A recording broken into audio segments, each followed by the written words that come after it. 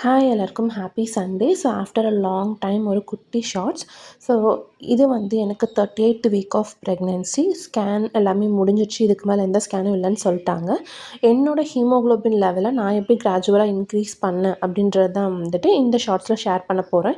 என்னோடய current haemoglobin level பார்த்திங்கன்னா 12.8. ஸ்டார்டிங்கில் வந்து எனக்கு 8.1 தான் இருந்தது. ஸோ அதுக்கப்புறம் நான் கிராஜுவலாக வந்து எப்படி இன்க்ரீஸ் பண்ணுன்றது தான் ஷேர் பண்ணியிருக்கேன், especially with vegetarian diet. So எனக்கு வந்து பார்த்திங்கன்னா நெக்ஸ்ட் மந்த் 12.4 இருந்தது, நெக்ஸ்ட் 12.2 அண்ட் இப்போ கரண்ட்டாக இருக்கிறது வந்து பார்த்திங்கன்னா 12.8 இருக்குது.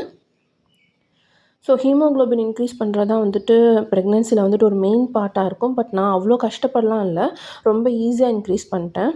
ஸோ நான் வந்து மெயினாக சாப்பிட்ட விஷயம் என்னென்னு பார்த்தீங்கன்னா இந்த பம்கின் சீட்ஸ் தான். ஸோ இது வந்து நான் சர்ச் பண்ணி தான் சாப்பிட்டேன். நீங்கள் உங்கள் டாக்டரை கன்சல்ட் பண்ணிவிட்டு உங்களுக்கு செட் ஆகுனா சாப்பிடுங்க.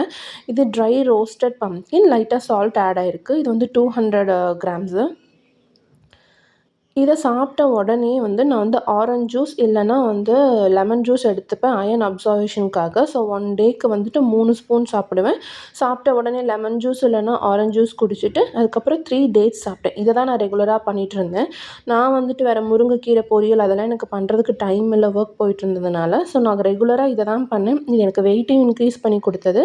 அதே மாதிரி என்னோடய ஹீமோக்ளோபின் லெவலும் வந்துட்டு இன்க்ரீஸ் ஆகிட்டே இருந்தது. பட் இது மட்டும்தான் ரீசன் நான் சொல்ல மாட்டேன். இது நல்லா சப்போர்ட் பண்ணுச்சு. ப்ளஸ் இதோட டாக்டர் கொடுத்த அயர்ன் டேப்லெட்ஸும் நான் எடுத்துகிட்டு இருந்தேன்.